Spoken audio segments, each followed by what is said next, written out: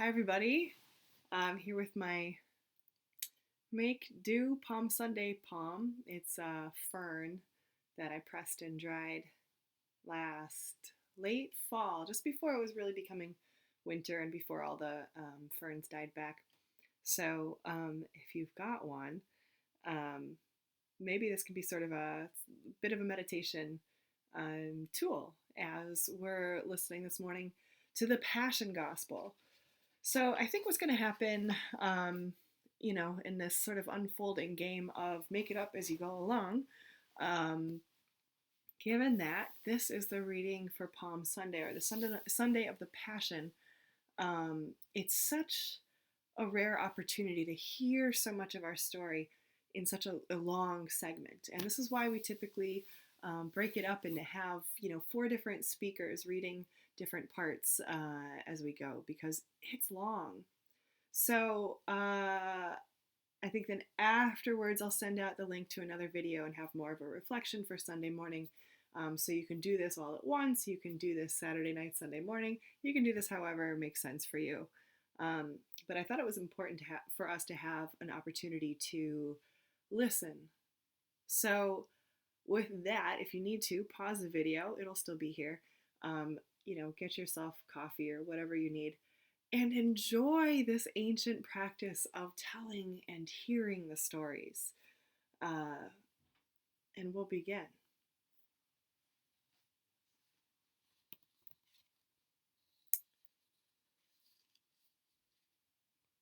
This is the Passion of our Lord Jesus Christ according to Matthew. One of the 12, who was called Judas Iscariot, went to the chief priests and said, "What will you give me if I betray him to you?" They paid him 30 pieces of silver. And from that moment he began to look for an opportunity to betray him. On the first day of unleavened bread, the disciples came to Jesus, saying, "Where do you want us to make the preparations for you to eat the Passover?" He said, "Go into a city, to a certain man, and say to him, 'The teacher says my time is near. I will keep the Passover at your house with my disciples.'" So the disciples did as Jesus had directed them, and they prepared the Passover meal. When it was evening, he took his place with the 12, and while they were eating, he said, "Truly I tell you, one of you will betray me." And they became greatly distressed and began to say to him, one after another, "Surely not I, Lord." He answered, "The one who has dipped his hand into the bowl with me will betray me. The Son of Man goes as it is written of him, but woe to that one by whom the Son of Man is betrayed. It would have been better for that one not to have been born." Judas, who betrayed him, said, "Surely not I, Rabbi." He replied, "You have said so." While they were eating, Jesus took a loaf of bread, and after blessing it, he broke it, gave it to the disciples, and said, "Take, eat. This is my body." Then he took a cup, and after giving thanks, he gave it to them, saying, "Drink from it, all of you. For this is the blood of the covenant, which is poured out for many for the forgiveness of sins. I tell you, I will never again drink of this fruit of the vine until that day when I drink it new with you in my Father's kingdom." When they had sung the hymn, they went out to the Mount of Olives. Then Jesus said to them, "You will all become deserters because of me this night. For it is written, 'I will strike the shepherd, the sheep of the flock will be scattered.' But after I am raised up, I will go ahead of you to Galilee." Peter said to him, "Though all become deserters because of you, I will never desert you." Jesus said to him, "Truly I tell you, this very night, before the cock crows, you will deny me 3 times. Peter said to him, "Even though I must die with you, I will not deny you." And so said all the disciples.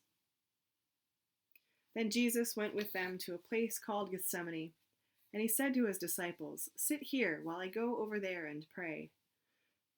He took with him Peter and the 2 sons of Zebedee, and began to be grieved and agitated.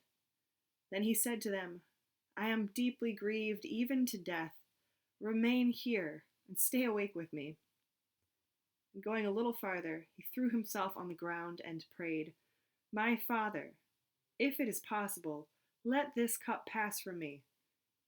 Yet not what I want, but what you want." Then he came to the disciples and found them sleeping.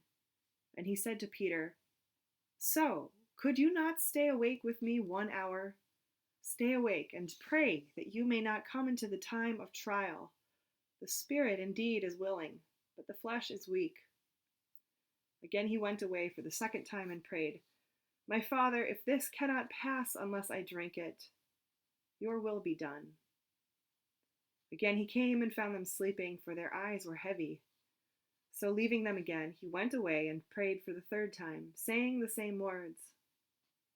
Then he came to the disciples and said to them, "Are you still sleeping and taking your rest? See, the hour is at hand, and the Son of Man is betrayed into the hands of sinners. Get up, let us be going. See, my betrayer is at hand." While he was still speaking, Judas, one of the 12, arrived. With him was a large crowd with swords and clubs from the chief priests and the elders of the people. Now the betrayer had given them a sign, saying, "The one I will kiss is the man. Arrest him." At once he came up to Jesus and said, "Greetings, Rabbi," and kissed him. Jesus said to him, "Friend, do what you are here to do." Then they came and laid hands on Jesus and arrested him. Suddenly one of those with Jesus put his hand on his sword, drew it, and struck the slave of the high priest, cutting off his ear. Then Jesus said to him, "Put your sword back into its place, for all who take the sword will perish by the sword. Do you think that I cannot appeal to my Father, and he will at once send me more than 12 legions of angels? But how then would the scriptures be fulfilled, which say it must happen this way?" At the hour, Jesus said to the crowds, "Have you come out with swords and clubs to arrest me as though I were a bandit? Day after day I sat in the temple teaching, and you did not arrest me. But all this has taken place so that the scriptures of the prophets may be fulfilled." Then all the disciples deserted him and fled. Those who had arrested Jesus took him to Caiaphas, the high priest, in whose house the scribes and the elders had gathered. But Peter was following him at a distance as far as the courtyard of the high priest, and, going inside, he sat with the guards in order to see how this would end. Now the chief priests and the whole council were looking for false testimony against Jesus, so that they might put him to death, but they found none, though many false witnesses came forward. At last 2 came forward and said, "This fellow said, 'I am able to destroy the temple of God and build it in 3 days.'" The high priest stood up and said, "Have you no answer? What is it that they testify against you?" But Jesus was silent. Then the high priest said to him, "I put you under oath before the living God. Tell us if you are the Messiah, the Son of God." Jesus said to him, "You have said so.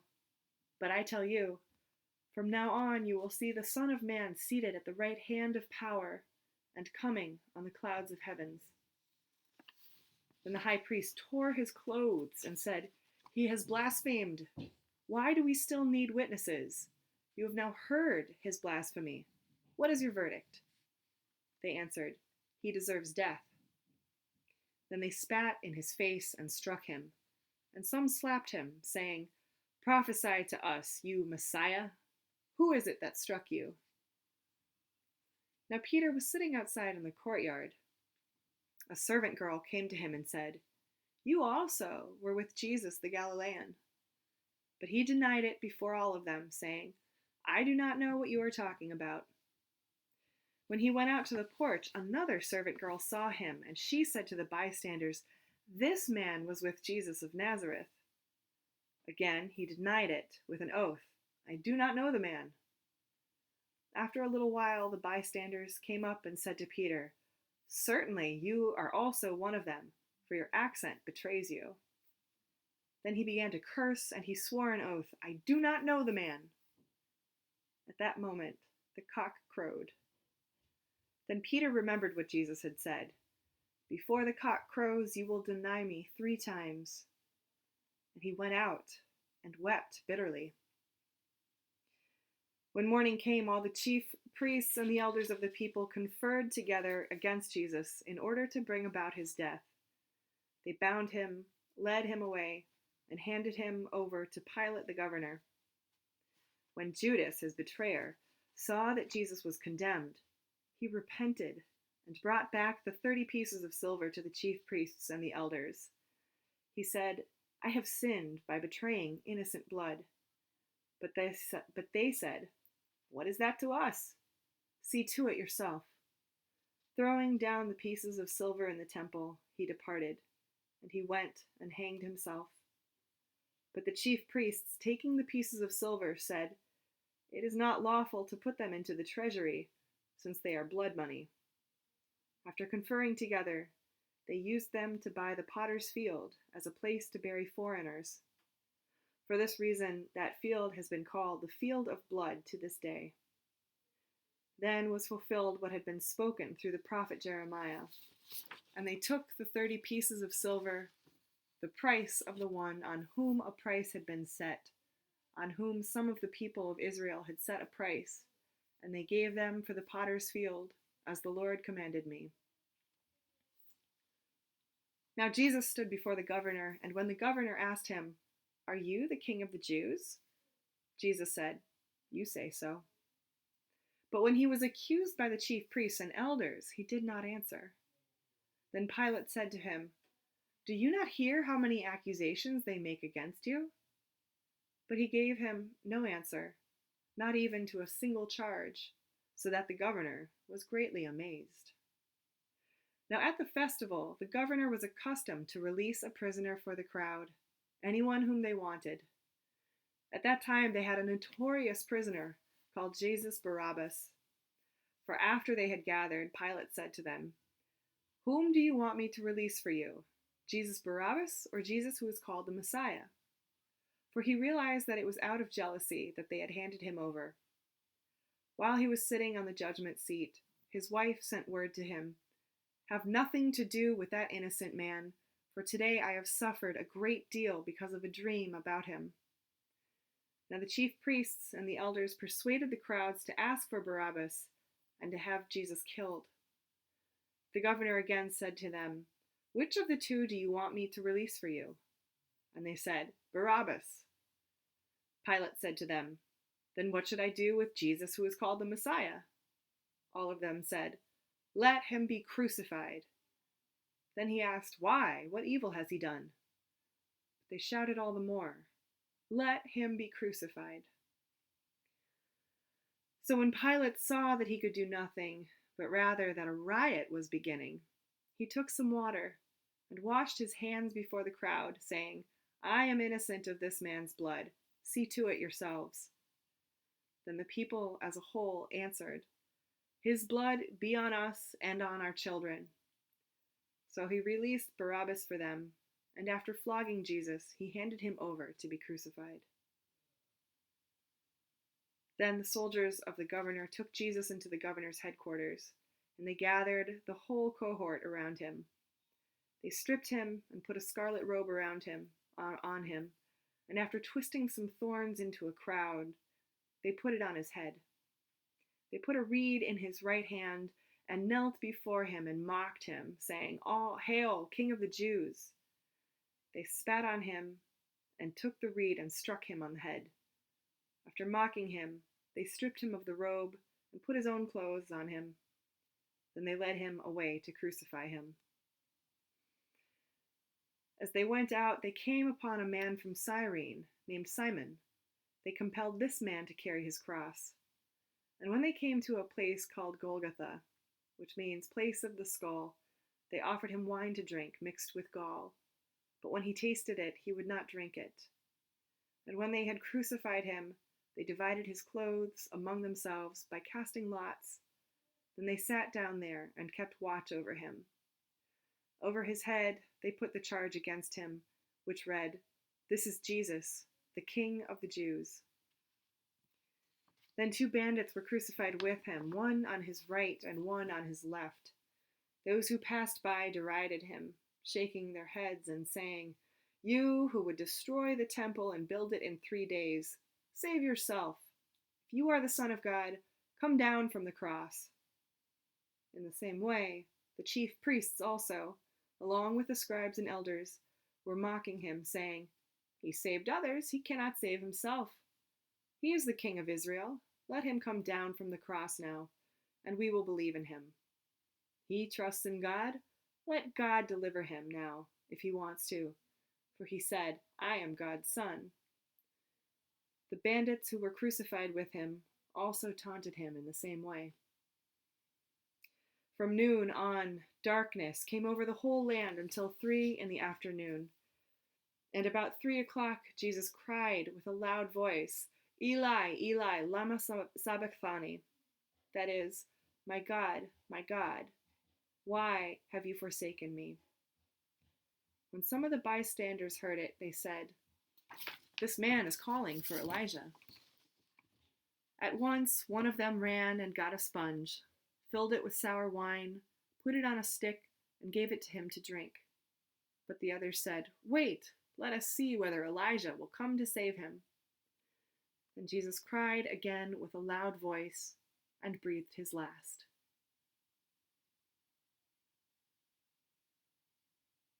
At that moment, the curtain of the temple was torn in two from top to bottom. The earth shook, and the rocks were split. The tombs also were opened, and many bodies of the saints who had fallen asleep were raised. After his resurrection, they came out of the tombs and entered the holy city and appeared to many. Now when the centurion and those with him, who were keeping watch over Jesus, saw the earthquake and what took place, they were terrified and said, "Truly, this man was God's son." Many women were also there, looking on from a distance. They had followed Jesus from Galilee and provided for him. Among them were Mary Magdalene, and Mary, the mother of James and Joseph, and the mother of the sons of Zebedee. When it was evening, there came a rich man from Arimathea, named Joseph, who was also a disciple of Jesus. He went to Pilate and asked for the body of Jesus. Then Pilate ordered it to be given to him. So Joseph took the body and wrapped it in a clean linen cloth and laid it in his own new tomb, which he had hewn in the rock. He then rolled a great stone to the door of the tomb and went away. Mary Magdalene and the other Mary were there, sitting opposite the tomb. The next day, that is, after the day of preparation, the chief priests and the Pharisees gathered before Pilate and said, "Sir, we remember what the impostor said while he was still alive. 'After 3 days I will rise again.' Therefore, command the tomb to be made secure until the 3rd day. Otherwise, his disciples may go and steal him away and tell the people, 'He has been raised from the dead.' And the last deception would be worse than the first." Pilate said to them, "You have a guard of soldiers. Go, make it as secure as you can." So they went with the guard and made the tomb secure by sealing the stone.